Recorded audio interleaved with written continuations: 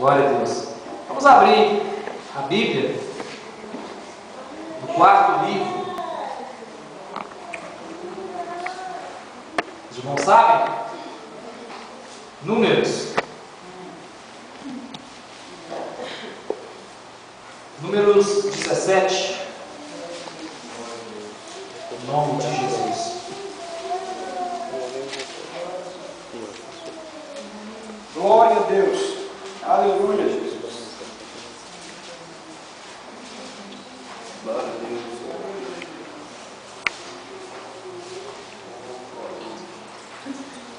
Todo mundo tem?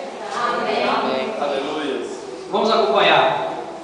Assim diz a palavra. Versículo 1.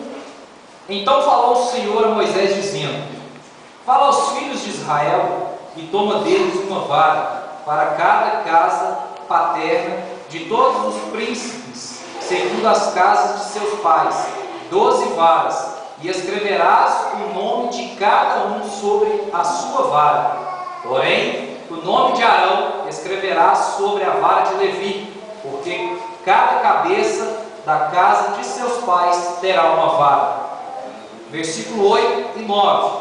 Sucedeu, pois, que no dia seguinte Moisés entrou na tenda do testemunho, e eis que a vara de Arão pela casa de Levi florescia, porque produzira flores e brotara renovos e dera amêndoas. Então Moisés tirou todas as varas de diante do Senhor a todos os filhos de Israel, e eles o viram, e tomaram cada um a sua vara.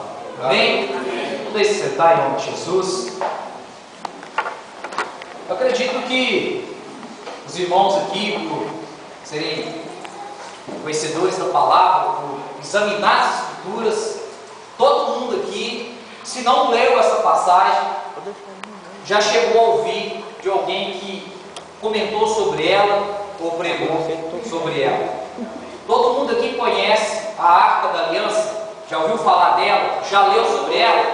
Amém ou não? Amém. Glória a Deus. Os irmãos sabem que essa Arca da Aliança foi algo que Deus, Ele pediu a Moisés que a fizesse. E a construção dela foi algo fenomenal. A forma dela, da forma que Deus pediu para que ela pudesse ser feita, ela foi feita.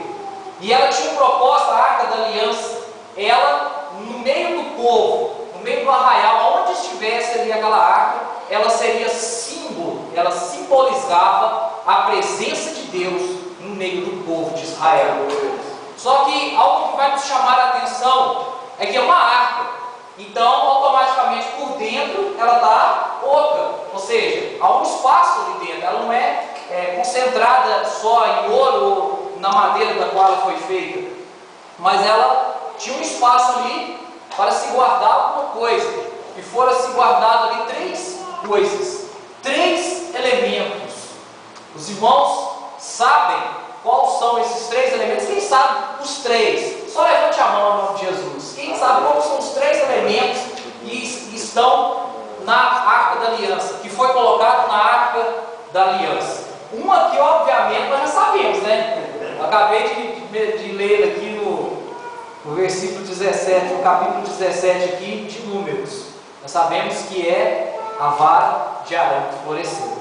Mas os outros 2? Os irmãos têm ciência do que são? Amém. Ó, glória a Deus, então, louvado seja o Senhor, que os irmãos têm examinado as escrituras. Mas se você quer confirmar, se você está com um pouco de dúvida, Hebreus 9, versículo 4, fala quais são os 3 elementos que está contido, que foi colocado na Arca da Aliança. E é claro que cada um deles tinha um simbolismo. As tábuas da lei que foram dadas a Moisés. E eu estava lendo, mas é maravilhoso, lá relata que a mão de Deus, o dedo de Deus escreveu naquelas tábuas de pedra. O próprio dedo de Deus que foi escrevendo ali para Moisés. E ele desce do monte com essas tábuas e leva para o povo. Ali estava contido os 10 mandamentos do Senhor. Para que serviria esses 10 mandamentos? Para que o povo, eles tivessem noção aonde era o seu limite daquilo que eles poderiam praticar. Eles saberiam que se eu chegasse aqui e pegasse a Bíblia do Júlio, eu estaria fazendo o quê? Se não é minha, é dele, seria roubo. Se eu tenho um pai e uma mãe, ao qual Deus me abençoou, tendo eles para cuidar de mim, para zelar pela minha vida, e eu vou e desobedeço, e eu vou e falo mal deles, eu estou o quê? Desobedecendo, amaldiçoando, talvez o meu pai e minha mãe. Ali vários, 10. Só que também existia uma outra coisa, um outro elemento que foi colocado. Eu já acredito que os irmãos já leram, quem abriu a Bíblia em Hebreus 9, versículo 4, que era o maná.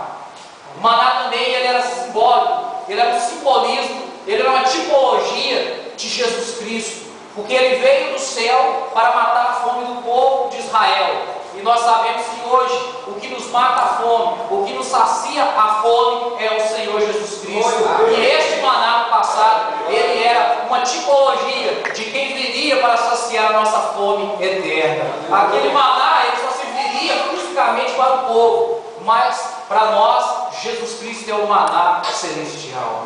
Então por isso, Deus ele pede e ele guarda uma porção também do maná na arca da aliança. É guardado também essas tábuas e a vara de Arão que floresceu. Mas por que isso?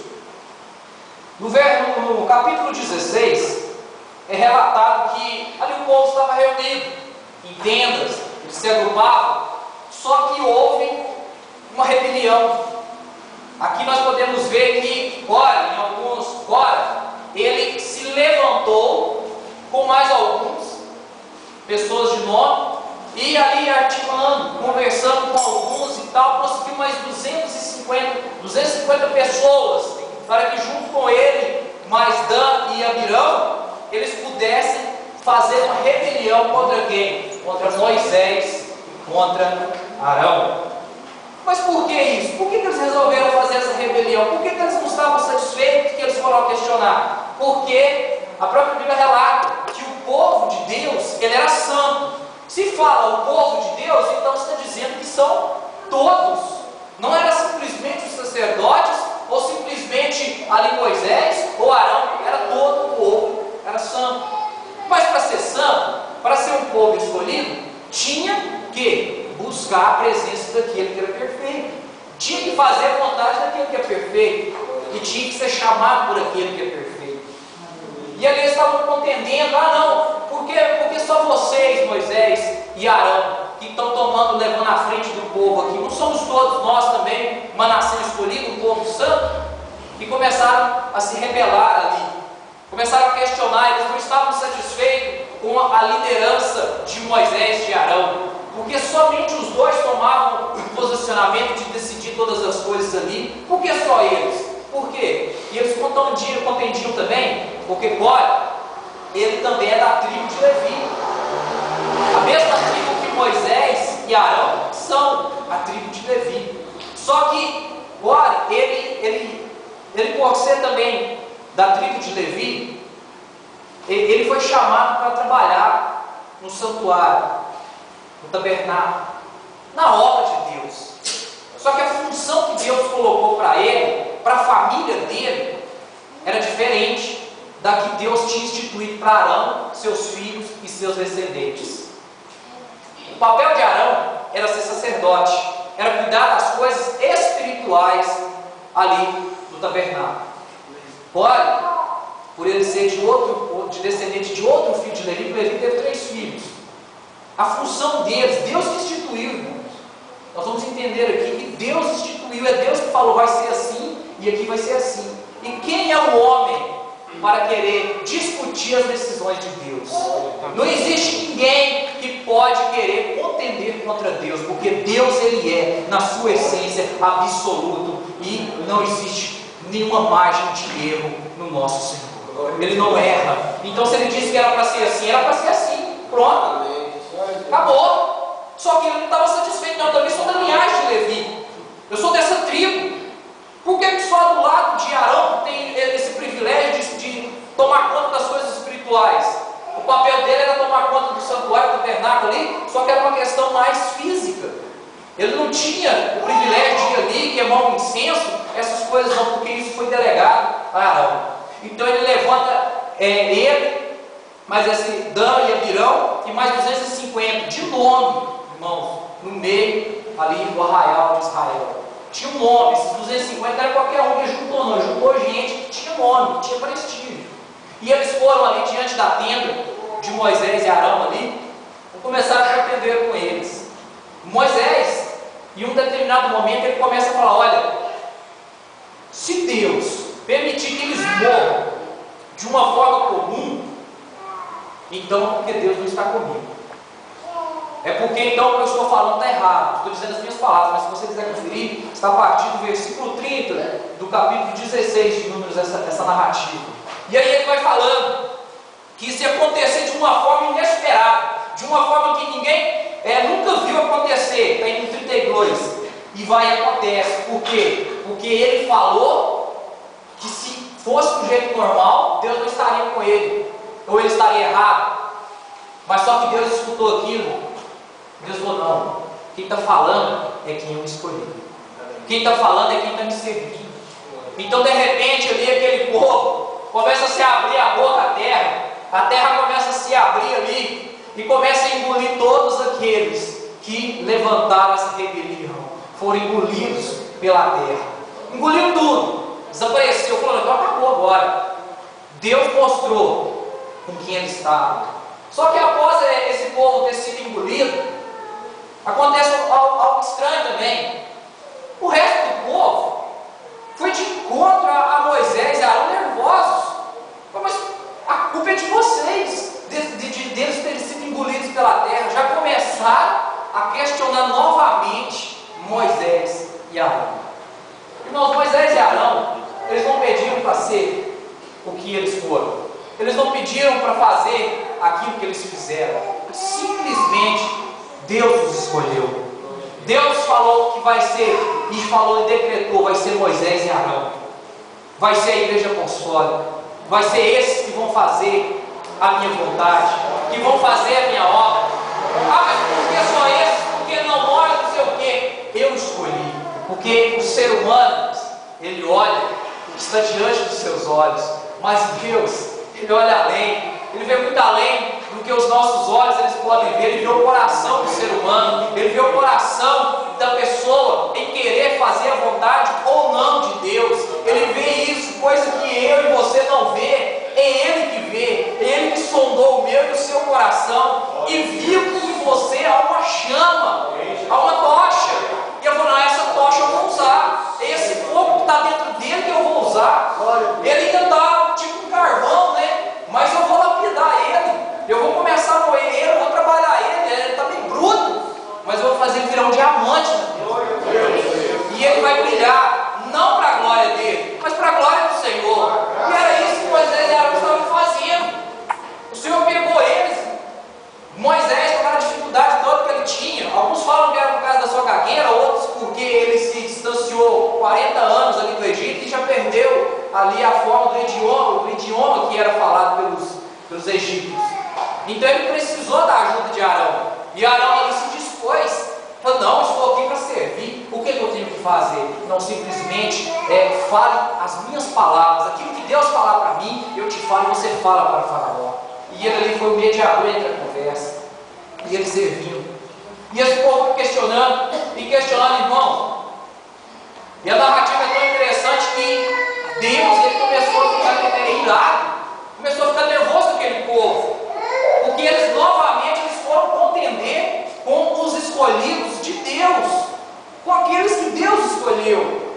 Eles começaram a contender, e a ira de Deus foi tamanha que começou a vir uma praga sobre o povo de Israel. Ali no arraial começou a vir uma praga. Imediatamente Moisés vai e fala para Arão: vai e queima incenso lá na tenda do testemunho. E rapidamente Arão vai fazer aquilo que foi pedido. Para quê? Para interceder pelo povo, para pedir pelo povo.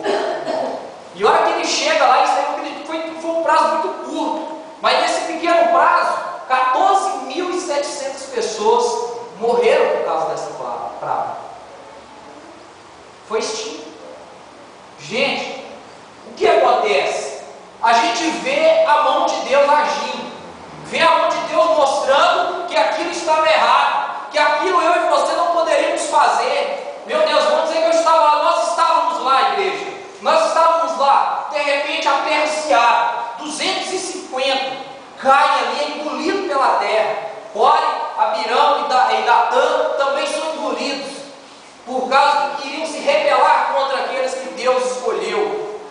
De repente, eu e você, em vez de nos prostrarmos diante do Senhor e pedir misericórdia, Senhor, me perdoa, Senhor, porque eu também estava com uma visão fechada, eu estava cego, eu estava com as escamas dos meus olhos, eu não estava enxergando aquilo que eu estava fazendo, aquilo que eu estava intentando em fazer. E de repente, em vez de nós fazermos isso, nós falamos, não, peraí, você está errado, por que foi acontecer isso? Pô, não, foi a culpa de vocês, a culpa é isso. Em vez de nós nos humilharmos, começamos também a questionar, a perguntar por quê.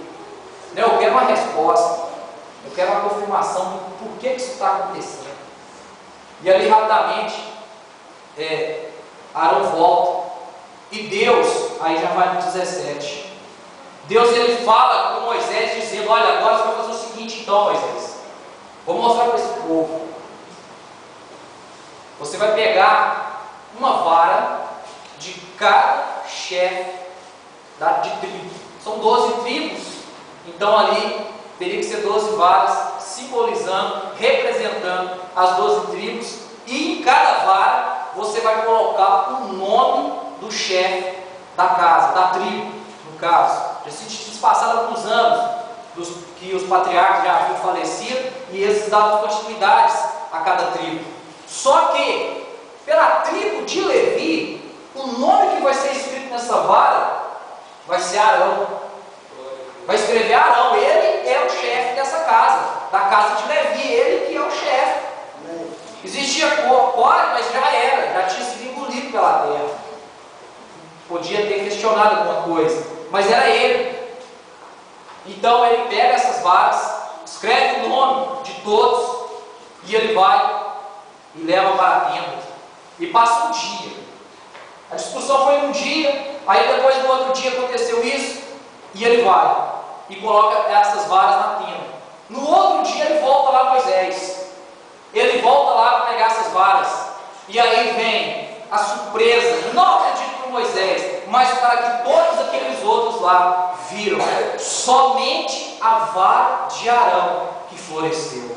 Somente a vara de Arão, como relata o versículo 8 de Números 17, que fala que ela florescia porque produzia flores e brotara renovos e dera amêndoas. Isso, por que isso aconteceu? Não sei se os irmãos já perceberam em algumas formas que a gente vai ver, que a vara ela é um pau seco, uma madeira seca, essa vara ou cajado que eles usavam. Eu acredito, meu pensamento, que essa vara aqui que floresceu era aquela mesma que estava lá no Egito, com Arão. A Bíblia relata que era a vara de Arão que foi lançada e se tornou também uma serpente e engoliu as outras daqueles que achavam que tinham alguma autoridade, mas eram apenas pessoas trapaceiras. E comeu todas elas, abocanhou todas elas, para mostrar que só existe um Deus, só existe um Senhor, e é aqueles que Moisés e Arão serviam. Esse era o Deus que eles haviam. E esse cajado, essa vara, ele continuou com ela, acredito eu. Por que ele trocaria, né? É de se pensar também. Só que ela floresce. E como a gente pode entender, se a gente se aprofundar na